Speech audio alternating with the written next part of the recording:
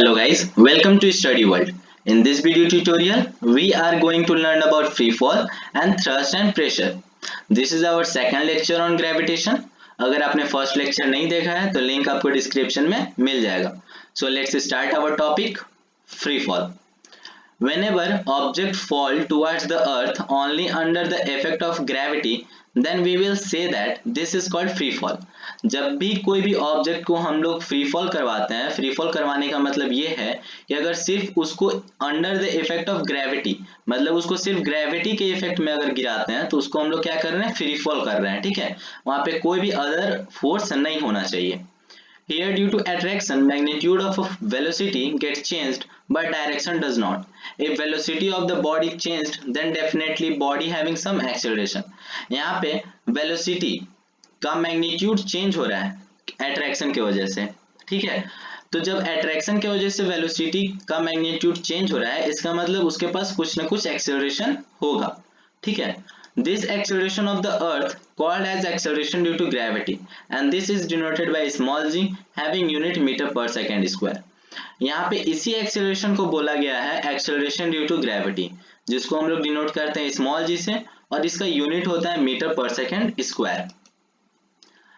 Let's start our derivation. According to second law, F is equal to ma.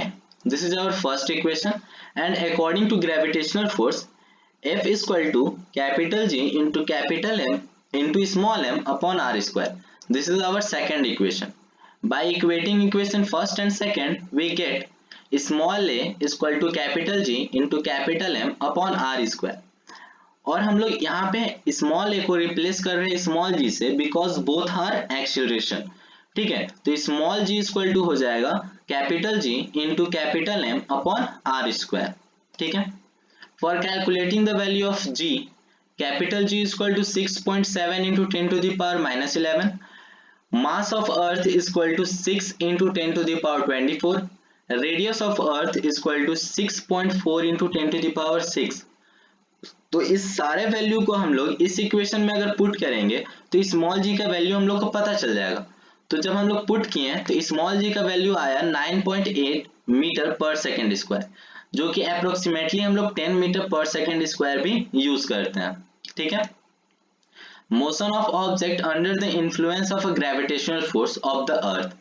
We know that an object experience acceleration during free fall. From equation this acceleration experienced by an object is independent of its mass.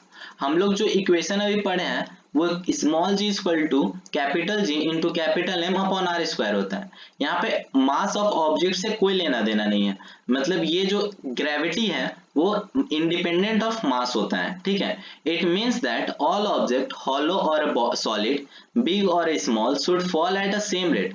मतलब किसी भी तरह का अगर object हो, वो भारी हो सकता है, हल्का हो सकता है, बड़ा हो सकता है, चौड़ा हो सकता है, अगर हम उसको फ्री फॉल करवा रहे हैं तो वो सेम रेट से फॉल करेगा, मतलब उसका वेलोसिटी सेम रहेगा सबका velocity. All equation of a motion are valid after replacing a by small g. So equations are v is equal to u plus gt, s is equal to ut plus half gt square, v square is equal to u square plus 2gs. Here u is equal to initial velocity, v is equal to final velocity, small g is equal to acceleration due to gravity, s is equal to displacement, and t is equal to time.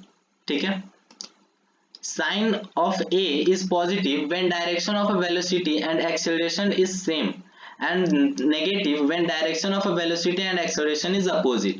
मतलब acceleration का sign positive तब होगा जब velocity और acceleration दोनों same direction में हो. ठीक है, और नेगेटिव कब होगा, जब वेलोसिटी और एक्सेलरेशन अपोजिट डायरेक्शन में हो. ठीक है, what do you mean by acceleration due to gravity? Acceleration of a body in free fall only under the influence of earth gravity is called acceleration due to gravity. मतलब कोई भी object जिसके पास acceleration हो, वो अर्थ के gravity के वजह से अगर उसके पास वो एक्सेलरेशन है तो उसको हम लोग क्या बोलते हैं, एक्सेलरेशन ड्यू टू ग्रेविटी बोलते हैं. ठीक है, अब आता है mass. A measure of the amount of a matter contained a physical body is called mass. मतलब जो भी फिजिकल बॉडी है उसके अंदर जितना भी अमाउंट ऑफ मैटर है उसको हम लोग क्या बोलते हैं, मास बोलते हैं. ठीक है, the force of attraction of the earth of an object is known as weight of the object. ठीक है, अब वेट क्या होता है, तो वेट को हम लोग बोलते हैं फोर्स ऑफ अट्रैक्शन, मतलब अर्थ जितने फोर्स ऑफ अट्रैक्शन से बॉडी को खींचेगा, अट्रैक्ट करेगा, तो वही वेट हो जाएगा हमारा। तो इसके लिए फॉर्मूला होता है एम ए। ठीक है, इसका न्यूटन होता है ऐसा यूनिट। ठीक है, mass remain constant everywhere but weight differ place to place and planet to planet. Mass हमारा कांस्टेंट रहता है, मतलब फिजिकल बॉडी का जो मैटर होता है, मैटर तो हमेशा सेम ही रहेगा ना, मैटर चेंज नहीं होगा, अमाउंट ऑफ मैटर तो चेंज नहीं करेगा। बट वेट किस पे डिपेंड करता है, ग्रेविटेशनल फोर्स पे डिपेंड करता है, ग्रेविटी पे डिपेंड करता है। तो ग्रेविटी तो चेंज हो सकता है ना, planet to planet, place to place भी वेरी होता है, अर्थ पे भी वेरी होता है, बट हम लोग को पता नहीं चलता है, बहुत नेग्लिजिबल वेरी होता है, इसलिए हम लोग सब जगह सेम ही मानते हैं। ठीक है, weight of an object on the moon. अब हम लोग कैलकुलेट कर रहे हैं कि कोई भी बॉडी का, ऑब्जेक्ट का वेट कितना होगा मून पे। ठीक है, तो सेम उसी तरह से फॉर्मूला पे पुट कर देंगे, क्योंकि वेट इक्वल टू क्या होता है, फोर्स ऑफ अट्रैक्शन होता है। Force of attraction equal to हम लोग फॉर्मूला पढ़े हुए हैं, capital G into capital M into small M upon R square.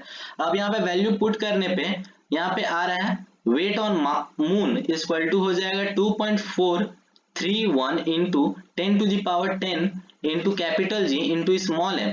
This is our first equation. उसी तरह अर्थ के लिए भी, अर्थ के लिए वेट जो निकालेंगे वो 1.474 into 10 to the power 11 capital G into capital M। This is second equation. ठीक है, अब हम लोग इक्वेशन फर्स्ट को इक्वेशन सेकेंड से डिवाइड कर देंगे। तो आफ्टर डिवाइडिंग हम लोग को रेशियो क्या मिल रहा है, 1/6। तो इसका मतलब ये हुआ weight of the object on moon equal to 1/6 of the weight on the earth. मतलब अर्थ पे हमारा जितना वेट होगा उसका 1/6 पार्ट मून पे होगा। ठीक है, और ग्रेविटेशनल फोर्स में भी सेम होता है, मतलब अर्थ पे जितना ग्रेविटेशनल फोर्स है उसका 1/6 पार्ट ऑफ मून पे है। ठीक है, अब आता है हमारा अगला topic, thrust and pressure. Thrust क्या होता है, the force acting on an object perpendicular to the surface is called thrust. एक फोर्स है, थ्रस्ट क्या है, एक फोर्स है जो कि परपेंडिकुलर लगता है कोई भी सरफेस पे।